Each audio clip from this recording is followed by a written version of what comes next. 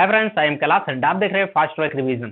Fast track revision का notification पाने के लिए हमारे चैनल को अभी के अभी सब्सक्राइब कर लीजिए। जैसा कि आप लोग जानते हैं कि इस समय साइंस का सीरीज शुरू हो गया है। साइंस के सीरीज में हमने पढ़ा था कक्षा 10 और कक्षा 12 के लिए जो जनरल साइंस था, यानी कि हम लोगों ने प्रकाश का परावर्तन पढ़ रखा था। तो उसी के सीरीज में आज हम लोगों को साइंस पढ़ना है कक्षा 10 और कक्षा 12 की दृष्टि से, जो कि दोनों के लिए इंपॉर्टेंट है। तो उसमें देखिए हम लोगों को क्या पढ़ना है। हालांकि बेसिक चीजें हैं, लेकिन इसी बेसिक चीजों में बच्चों को कंफ्यूजन होता है। जब बेसिक चीज क्लियर नहीं रहेगा तब हम लोग आगे जो पढ़ेंगे उसमें हम लोग को बहुत ज्यादा कंफ्यूजन आएगा। तो इसलिए पहले बेसिक चीजें कंफर्म होनी चाहिए, जिसमें हम लोग जानने वाले हैं दर्पण क्या होता है, यानी मिरर क्या होता है। देखिए मिरर क्या होता है वो जानने से पहले थोड़ा सा हम लोगों को परावर्तन के बारे में फिर से ध्यान देना होगा। देखिए हम लोगों ने पढ़ा था कि किसी चिकने या पॉलिशदार पृष्ठ से जब प्रकाश टकराकर पुनः उसी माध्यम में लौट आता है तो इस प्रक्रिया को परावर्तन कहते हैं। तो उसी पॉलिशदार या चिकने पृष्ठ को जिससे प्रकाश टकरा के पुनः उसी माध्यम में वापस आता है, उसी पृष्ठ को हम लोग क्या कहते हैं? मिरर कहते हैं, यानी दर्पण कहते हैं। ठीक है, समझ में आया दर्पण क्या है? दर्पण यानी वह पॉलिशदार पृष्ठ या चिकना पृष्ठ जिससे प्रकाश टकरा के पुनः उसका अधिकांश भाग उसी माध्यम में वापस लौट आता है। तो उसी पॉलिशदार या चिकने पृष्ठ को हम लोग क्या कहते हैं? दर्पण कहते हैं।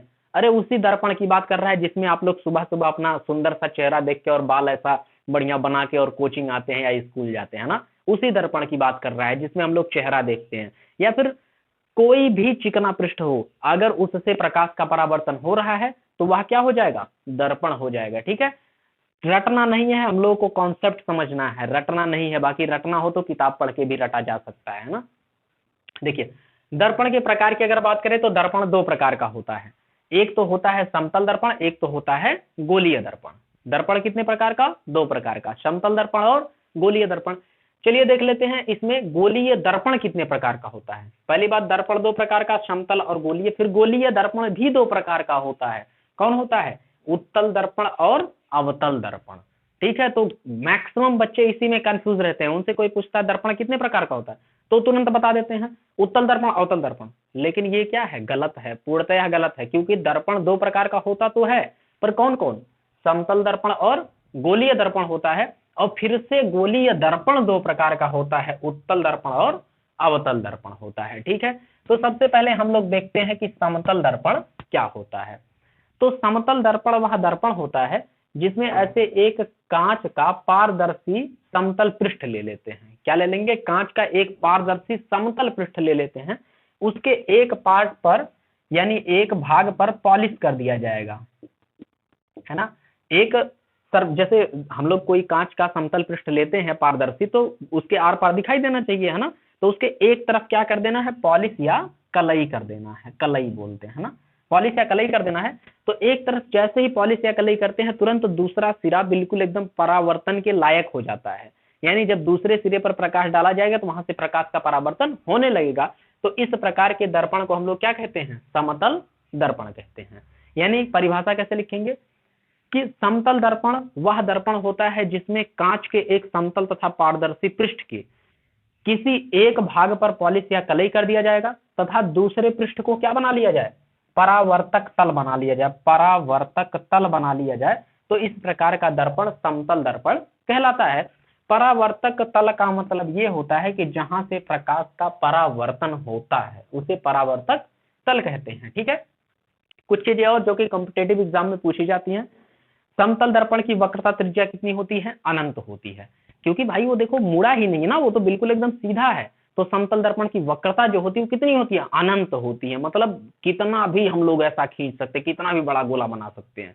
तो समतल दर्पण की वक्रता त्रिज्या कितनी होती है? अनंत होती है। बहुत बार पूछ लिया जाता है। अगर वक्रता त्रिज्या अनंत है तो समतल दर्पण की फोकस दूरी कितनी होती है? अनंत होती है। तो समतल दर्पण की वक्रता त्रिज्या और फोकस दूरी दोनों कितनी होती है? अनंत होती है। चलिए अब बात कर लेते हैं गोलीय दर्पण की। गोलीय दर्पण क्या होता है? तो गोलीय दर्पण किसी खोखले गोले का कटा हुआ वह भाग होता है। यानी गोलीय दर्पण खोखला गोला से बनाया जाता है। तो गोलीय दर्पण किसी खोखले गोले का, खोखला गोला प्लास्टिक का नहीं होना चाहिए, खोखला गोला कांच का होना चाहिए या फिर किसी ऐसे मटेरियल का होना चाहिए जो कि पारदर्शी हो। तो हम लोग कैसे कह सकते हैं कि क्या हम लोग पढ़ रहे थे? गोलीय दर्पण। गोलीय दर्पण किसी खोखले कांच के गोले का वह कटा हुआ भाग होता है जिसके एक पृष्ठ पर पॉलिश या कलई कर दिया जाता है तथा दूसरा पृष्ठ परावर्तक तल बना लिया जाता है। तो इस प्रकार के दर्पण को गोलीय दर्पण कहते हैं। कहने का मतलब यह है कि गोलीय दर्पण खोखले गोले का एक छोटा सा पार्ट होता है जिसके एक साइड पर क्या लगा लोगे? पॉलिश या कलई, और दूसरा साइड क्या हो जाएगा? परावर्तक तल का काम करेगा। लेकिन ध्यान ये देना है कि खोखला गोला किसी ऐसी मटेरियल का बना होना चाहिए, यानी किसी ऐसे पदार्थ का बना होना चाहिए जो कि पारदर्शी हो। ठीक है, पारदर्शी होना चाहिए, इतना होना चाहिए ना। गोलीय दर्पण कितने प्रकार का होता है? उत्तल दर्पण और अवतल दर्पण। देखिए, जब हमने खोखले गोले को ऐसा काटा तो ये एक भाग मिल गया, तो अब इस भाग पर या तो अंदर की तरफ पॉलिश कर सकते हैं या फिर बाहर की तरफ पॉलिश कर सकते हैं। तो इसके अकॉर्डिंग गोलीय दर्पण दो प्रकार का होता है। जब हम लोग अंदर वाले पृष्ठ पर पॉलिश कर दें और बाहरी पृष्ठ को परावर्तक पृष्ठ बना ले, यानी परावर्तन बाहरी पृष्ठ से हो, तब की स्थिति में उस दर्पण को उत्तल दर्पण कहते हैं। ठीक है, क्या कहते हैं? उत्तल दर्पण। और यदि गोलीय दर्पण के बाहरी पृष्ठ को पॉलिश कर लें और अंदर वाले पृष्ठ को परावर्तक पृष्ठ बना ले, तब की स्थिति में उसे कहते हैं हम लोग क्या? अवतल दर्पण। तो उत्तल दर्पण में उभरा हुआ जो पृष्ठ होगा वो परावर्तक होगा और अंदर वाले पृष्ठ पर पॉलिश करेंगे। अवतल दर्पण क्या होगा? अवतल दर्पण में उभरा हुआ पर पॉलिश होगा और अंदर वाला पृष्ठ क्या होगा? परावर्तक पृष्ठ होगा। याद करने का तरीका क्या है? उत्तल का मतलब होता है उभरा हुआ। उत्तल का मतलब क्या होता है? उभरा हुआ, यानी उत्तल में उभरा हुआ परावर्तक पृष्ठ होता है। ये कंफर्म रखिएगा। ठीक है, कुछ चीजें और जान लेते हैं। जैसे उत्तल दर्पण से जो प्रतिबिंब बनता है वो हमेशा आभासी और सीधा होता है। उत्तल दर्पण से कैसा प्रतिबिंब बनता है? हमेशा आभासी और सीधा प्रतिबिंब प्राप्त होता है। ऐसे ही अवतल दर्पण से देख लेते हैं। तो अवतल दर्पण से जो प्रतिबिंब बनता है वो हमेशा वास्तविक और उल्टा होता है। वो कैसा होता है? वास्तविक और उल्टा। एक तुम लोग रूल याद कर लो, ये मतलब एकदम सरकारी रूल है। सरकारी रूल क्या कहता है? सरकारी रूल याद रखना है ना। क्या कहता है कि जब भी प्रतिबिंब सीधा बनेगा, सीधा बनेगा तो वो 100% श्योर है कि वो आभासी होगा। कैसा होगा? आभासी। और जब कभी प्रतिबिंब उल्टा बनता है तो प्रतिबिंब कैसा बनता है? वास्तविक बनता है। जब सीधा बनेगा तो आभासी बनेगा, जब उल्टा बनेगा तो वास्तविक बनेगा। ये बात एकदम याद रखना है ना। चलिए, लेकिन तो अवतल दर्पण की एक स्थिति ऐसी होती है जब प्रतिबिंब आभासी और सीधा प्राप्त होता है। एक स्थिति ऐसी होती है जब प्रतिबिंब कैसा प्राप्त होगा? आभासी और सीधा। सामान्य स्थिति में अवतल दर्पण से प्रतिबिंब वास्तविक और उल्टा, लेकिन एक स्थिति में आभासी और सीधा प्रतिबिंब भी प्राप्त होता है। ये हम लोग तब पढ़ेंगे जब हम लोग दर्पण के द्वारा प्रतिबिंब का बनना पढ़ेंगे। ठीक है, दोनों दर्पण के द्वारा प्रतिबिंब का बनना पढ़ेंगे। उस समय हम लोग पढ़ेंगे कौन सी ऐसी स्थिति होती है जिसमें अवतल दर्पण से प्रतिबिंब आभासी और सीधा भी प्राप्त होता है। वो केवल एक स्थिति है। ठीक है, चलिए, उत्तल दर्पण को हम लोग एक दर्पण के नाम से और जानते हैं जिसे कहते हैं अपसारी दर्पण। क्या कहते हैं? अपसारी दर्पण। उत्तल दर्पण को अपसारी दर्पण इसलिए कहते हैं क्योंकि उत्तल दर्पण के ऊपर पड़ने वाली किरण जो होती है वो फैल जाती है। देखिए, इस तरीके से फैल जाती है, मतलब प्रकाश किरण आई और ये बाहर की तरफ फैल गई, इधर से प्रकाश किरण आई और बाहर की तरफ फैल गई। तो क्योंकि उत्तल दर्पण जो होता है वो प्रकाश किरणों को फैलाने का काम करता है, इसलिए उत्तल दर्पण को कौन सा दर्पण बोलते हैं? अपसारी दर्पण भी कहते हैं। और ऐसे ही अवतल दर्पण जो होता है अपने ऊपर पड़ने वाली प्रकाश किरणों को देखो कुछ इस तरीके से बटोर देता है। इधर से प्रकाश किरण आई, बटोर गई, इधर से प्रकाश किरण आई, बटोर गई, है ना। तो अवतल दर्पण प्रकाश किरणों को बटोरने का काम करता है ना। इसलिए अवतल दर्पण को अभिसारी दर्पण कहते हैं। क्या कहते हैं? अभिसारी दर्पण। तो उत्तल दर्पण को क्या कहते हैं? अपसारी दर्पण कहते हैं।